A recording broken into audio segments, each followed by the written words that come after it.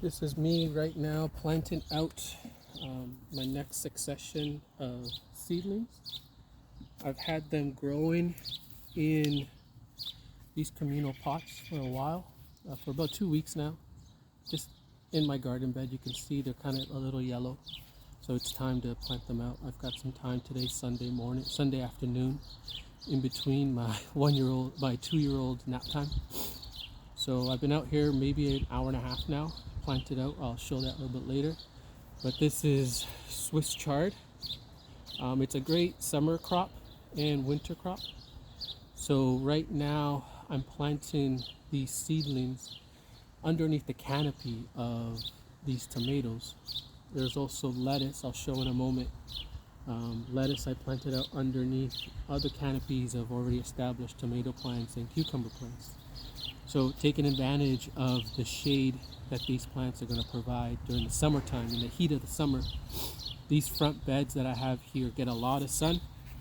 So it's a great growing space, but it's a strategy I've observed and I've learned how to manage shade. I came up with the saying, or maybe I didn't come up with it, but it was, you can't control your sun, but you can control the shade. So applying a principle in permaculture about the canopies and the 7 layers of a food forest. Well, these raised beds in my front yard, I'm thinking of it as the food forest and those 7 canopies. So obviously right now I'm planting, I'm going to call it, say, the shrub layer. So it's the bottom layer of a food forest. And so these plants are going to be growing underneath the canopy. So you can think of these tomatoes as the tree, the overstory. Right now I planted these Swiss chards in a circle around a pepper. This is a sweet pepper. So looking forward to it. What I just did first off is I found a spot and I just threw on maybe an inch or so of compost that I've been making for the past now year. This is finished compost or semi-finished compost. And I also put in worm casting as well. So I didn't really spread it out, separate it of the worm castings. You may be able to see some of the worms in there, which is okay. You know, the worms will live in here in population. I'm always thinking about that. So as I'm pruning and clipping, I'm leaving those clippings in the bed so that the worms and the other insects here, part of the soil food web, are able to eat. So this is dried grass that I'm now just slightly moving over. I don't want to shade out the plants yet, but just enough shade, I think, in here over the next few days to make sure they get established and start growing. What I'm thinking is going to be pretty cool about this setup is I concentrate the watering just to this area, so I'll be able to water. I don't have to spread out the water. So this little ring of circle is done. I'm going to move over here and do the next plantings of Swiss chard.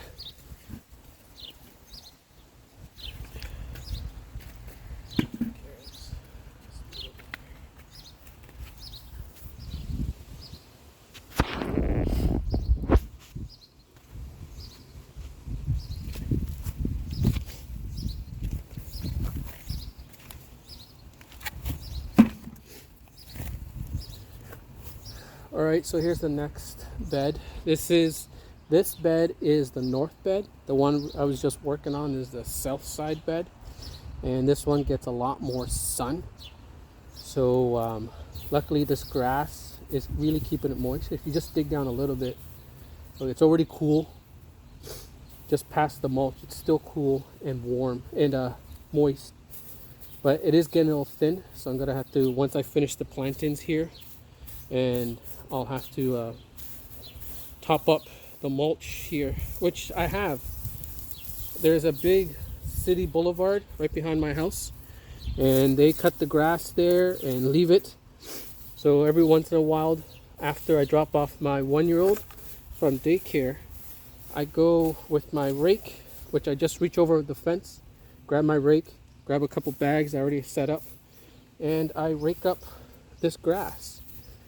So right now I'm thinking about where I'm going to place all these new seedlings. Right, so just in between here, kind of making some paths, right? So it's going to be a circle around here. Maybe I'll concentrate it around this water source. So this is cool. This is just a container, a 2-liter apple juice container. I put some holes in it. So this is how I water, get that deep water concentrated towards the roots area. So that's one of the other methods, techniques I'm using for water conservation in here. So I haven't actually watered these beds for 2 weeks, maybe going on 3 weeks, actively watered. There has been some rain. So as you can see with the mulch, again, is capturing that rain and storing it and keeping it from evaporating once it hits the beds. So all these plants are thriving. It's now almost the middle of July, no, beginning of July, and I'm not watering. All I'm doing really is I'm consciously gathering mulch and just walking the beds and see what beds need more mulch. So this bed obviously will get a mulching. Right now what I'm doing is my little bit left of compost. This bed has already been amended quite well. When I first installed these buckets, or sorry, feeding devices, let's call them. And so I'm going to be a little thin here with the compost, but that's okay because there's already good soil activity happening here. A little thin over here. Let's fill this out here. And so now I'm going to dig it in a little bit with my hand. Just around here.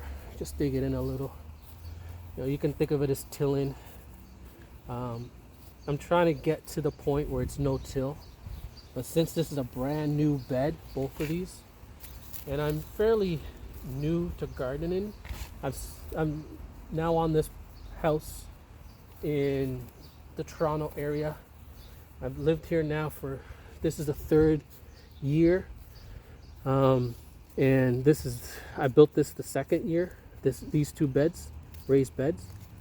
So I'm fairly new. I consider myself new, but I've been obviously doing a lot of watching videos and reading and applying various techniques to be successful at gardening. And now these past, let's say, month now, my family and I have been able to eat exclusively our greens from these garden beds. So that's very proud. I'm very proud of that. What I'm doing now is just I'm soaking in the water because the soil underneath is actually drier than I thought it was. So now, just to make sure that that soil doesn't absorb the moisture from the compost I just laid. So I'm just gonna water where I'm gonna be planting those next rounds of seedlings. And this is kind of cool, right? I'm just kind of winging it right now with planting. But I think it will be cool, making like symmetrical shapes around established plants. Take advantage of that shade. So it's kind of cool. This is Ford Hook Swiss chard. Again, I mentioned earlier, but I'm finding Swiss chard grows really well in the heat of the summer and well into wintertime. This is a communal little pot. So a little bit was compost and then potting mix. So you can kind of see the divisions there. So it's grown quite well. Lots of incredible root structure. So these are, I overseeded this little communal pot. The other one was better. But now all you do is just kind of break it up, tease it together, tease it apart. The soil can land in here, so that's okay. Something I've learned from Charles Dowling is Swiss chard likes to grow in clumps. So they're friends, they like to be close buddies together. So the goal with these plantings here is just grab a little bunch, maybe like 3, make a little hole, put 3 in, right? So obviously I think this grouping, I'm gonna have to thin out, look at that root structure, crazy. just drop the root in. Don't worry about that. Don't be gentle either. I'm finding, as I've watched Charles Dowling quite a lot recently, he's influenced a lot of my gardening lately. Lots of influences, but he's not terribly gentle when he's dropping in his seedlings. And look at this. This is actually awesome. That the whole root is still intact. I like this method of starting seedlings. I just put them in a regular seedling tray and then these little shallow pots, and just planted a whole bunch. It was quite effective when it was watering, because obviously you're just watering the tray and you're just watering tons of plants at one shot inside a communal bucket. They seem to grow better together instead of single cells. So I think some plants work better in this communal growing method than others. Swiss chard, for example, or anything from that particular family, I think likes these communal plantings or starts. So it's kind of cool. Yeah, so just looking, there's a lot here, so I don't need to save all of these, but this is awesome. Going back to this concept of these raised beds here, I call it my grocery store garden, because it's right outside my front door. In the mornings when I make breakfast for the family, I just walk out early morning, and let's say I have an omelet in mind, so I just walk out and see what's good, what needs to be picked. Usually the larger leaves need to be picked, so those are my candidates for omelets. And yeah, I just walk out with my little basket and I cut a couple of leaves. Don't cut the whole plant. So most of these plants, what I've planted, my leafy plants, are pretty much cut and come again. So I'm finding I don't need that many plants. This is obviously a lot, but I don't know, family of 3, gonna be 4 soon. I've got maybe, for Swiss chards right now, actively growing, maybe 20 plants, maybe. And those 20 plants are feeding us almost every day. I planted those back in April, so we're starting to eat them now, or they're starting to feed us now. These plants that I'm planting here are going to be feeding us probably in August, so next month. So just succession planting. Plant ahead, and it'll feed you. So I'm going to start another round of seedlings in August, with the goal of those ones a bit more winter hardy. I will try and preserve those for winter crops, or winter growing, winter gardening. I have a couple of cold frames in the backyard, small little ones, but I'm going to be trying winter gardening again this year. Last year I wasn't quite successful. I was more successful last year than the year before. So I'll be taking some of those learnings and applying them to this year. One of the key things is having well-established plants going into the cold season. So that's the goal. Then in August, when I start new seedlings, they'll have like a good maybe month and a half, 2 months of growing in August, September, a little bit of October. By October time, they'll be in their winter homes, and hopefully they'll be able to pick. Things I'm going to be growing there are again, Swiss chard I found grew well up until, let's say, December. Brassicas, spinaches, lettuces, collard greens are going to be part of that planting. So now that I'm done here, just going to quickly grab a little water from a bucket. A technique that I found, that I learned about, is vitamin C neutralizes the chlorine in city water. So I fill up these buckets, drop a pill of vitamin C, and just let the vitamin C neutralize the chlorine. And so I have this water. This whole year I've just been watering from these 5-gallon paint buckets. Well, not actual paint buckets, but 5-gallon buckets. and it's been going quite well. So now I'm just going to move some of the grass back around the seedlings. Make little holes, little pockets here of grass around the seedlings to provide some protection, but more importantly to protect the soil now that it's moistened.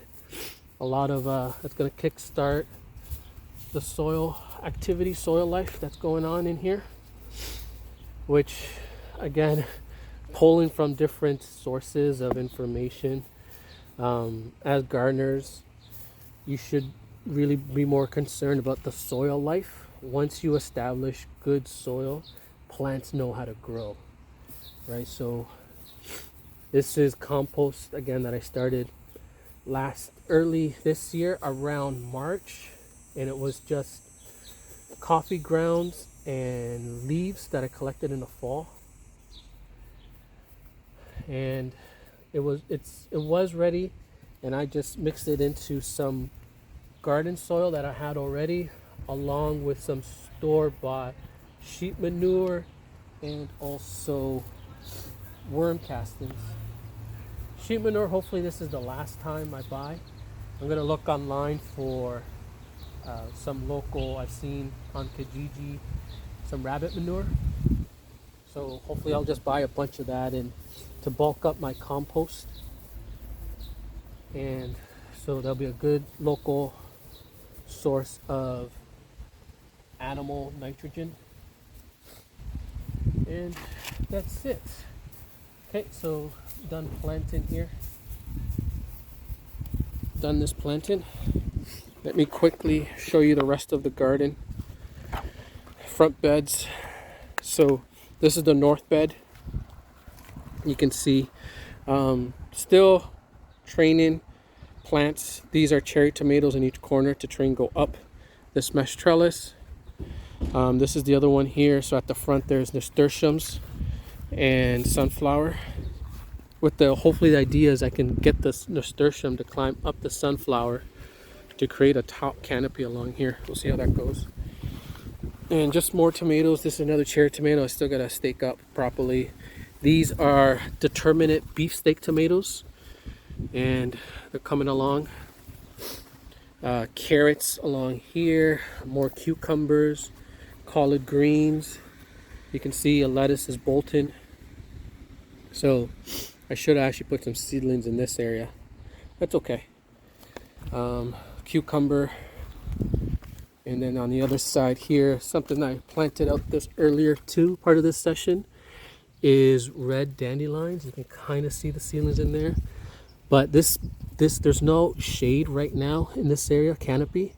So I'm using some burlap sacks and some hoops to create a canopy, shade canopy for a day or two until they get established and to get that heat, the intense sun off of them.